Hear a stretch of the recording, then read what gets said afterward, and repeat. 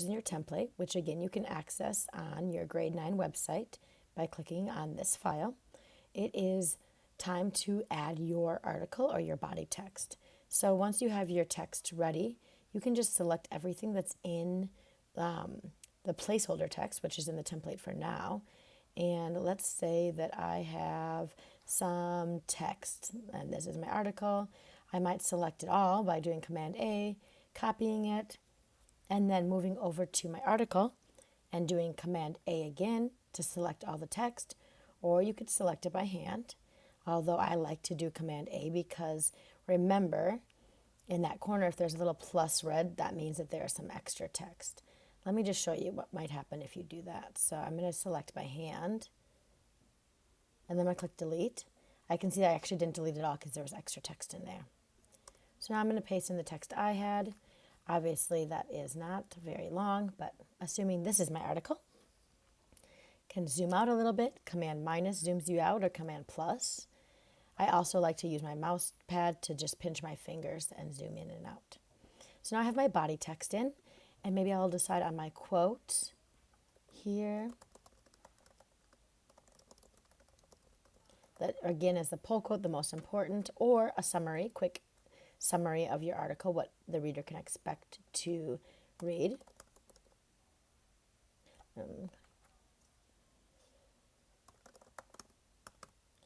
So if that's my pull quote, I might also decide now to change the font or the size of that. So let's talk about the font. So once you have your body text in, you can see that it already stylized it for you into Avenir and Book. You could, of course, change your font if you wish. This is the one I created for the template so that most people will be ending up to use that. You could change it to whatever you like.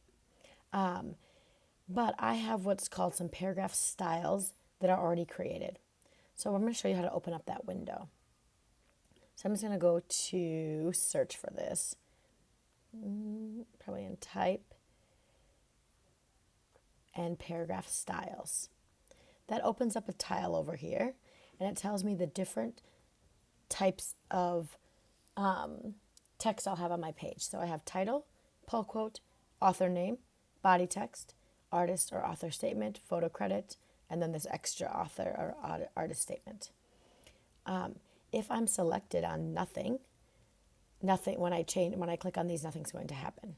But if I select the body text, so here I'm clicking on this box, and then I say I want to change that to be the body text, it's going to change the actual style of the font inside there. Let's try that one more time. And then once I clicked on body text, it changed the whole style. All right. What is the body text? If I open that up, you can see here I have the font chosen, the size chosen, and then also the leading, which is the space in between each of the sentences or the lines that are on there. Again, you can change it to be what you want. So this pull quote is already stylized for me, but I actually want to make that larger. So I'm going to either change that up here to make it larger little by little, or the shortcut Command Shift period on our Spanish keyboards, or I think it's a greater sign on the English keyboards. I also kind of want this alignment from the G to this quote to be all lined up. So I'm going to go over here when I have it selected, and I'm going to actually say justify all lines, which now is spacing out between the words a little bit proportionally so that they have that perfect alignment there. Then I have my author name that I'm going to change. And also I have to have a title here. So maybe my title is just changes. Maybe it's changes in life. And here I've typed something, but I cannot see it.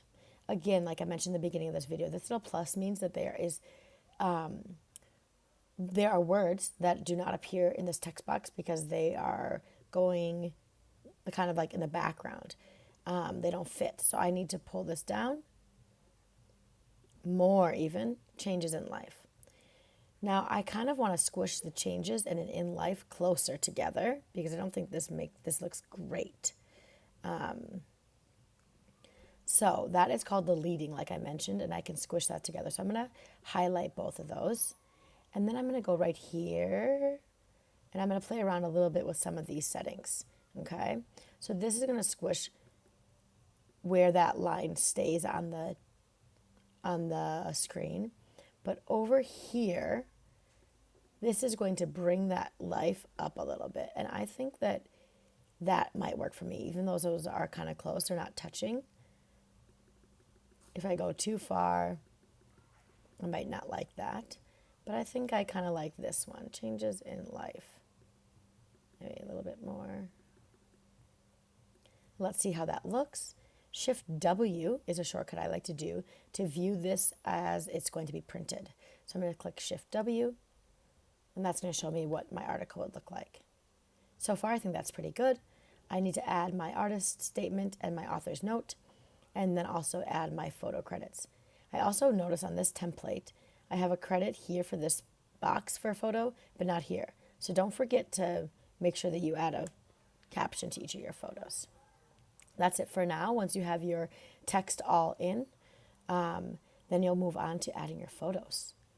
A couple other things in here. Here I don't have the text that goes over, but let's say I did. This again would mean that I'm missing some font, so I would have to adjust things. How can you adjust?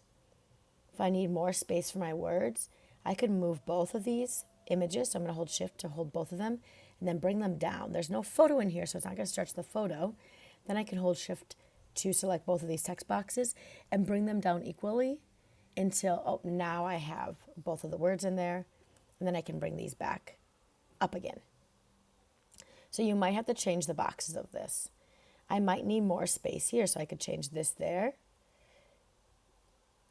Maybe I wanted to give a little bit more space. So all these are separate text boxes, and you're kind of just moving them around. Let's do Shift W, see how that looks. That looks pretty good to me. I still have that negative space that I wanted to leave. But here I can see that I'm over again, so I'm going to move these down. Pull this. Oh my goodness, it's a lot of space that I need. So now I have to make a creative decision. I think that maybe I need to move this back up. So I'm going to do that until I see that this little red thing is gone. Also know that these text boxes are actually all linked together. Maybe you saw that in a previous tutorial. So as I'm adjusting over here, everything is moving. So those are not separated. They're all linked in together, which makes designing much easier. Well, this article, what is it so long for? We'll just do a little pretending here. You can't do that to your own article, though. So there, I think I'm all set with my fonts and my text for my article. Next up, you'll be adding your images.